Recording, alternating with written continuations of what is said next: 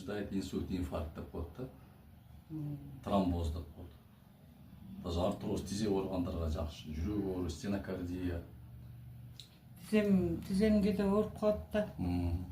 Тизем ооруп калат, таманым ооруйт. Тизе ошо канда плазма азаят да.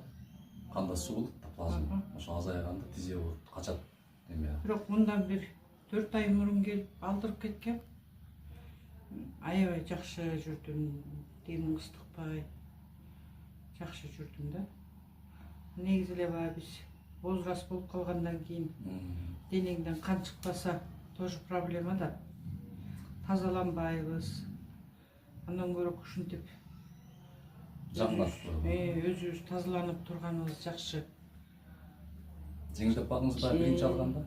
Жан болгондон кийин кан чыгыш керек да. Туурабы? Жан чыкса кан чыккандан жакшы турабы? Тээ берип атпайбы канды мээге?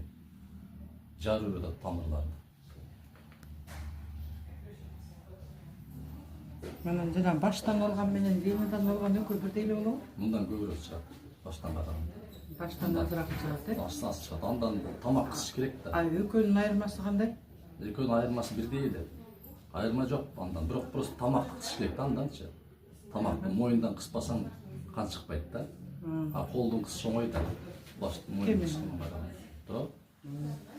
Кыйналбайсың да. Бирок мындан көбүрөөк чыгат андан. Мындай алдырган жакшымы? Моюндарын кой берет. Башыңдан көзүң тунарбай калат. Жаман көйүп кетти. Өткөндө мен жарым стакан кымыз ичип коюп тойдон. Беттерим кызарып, тиим эле аябай ушундай думуктум. Анан ошондо ойлоп койдум, ошо барып кан алдырып коюш керек депчи. Жүрөгүм да жеңилдейт мында.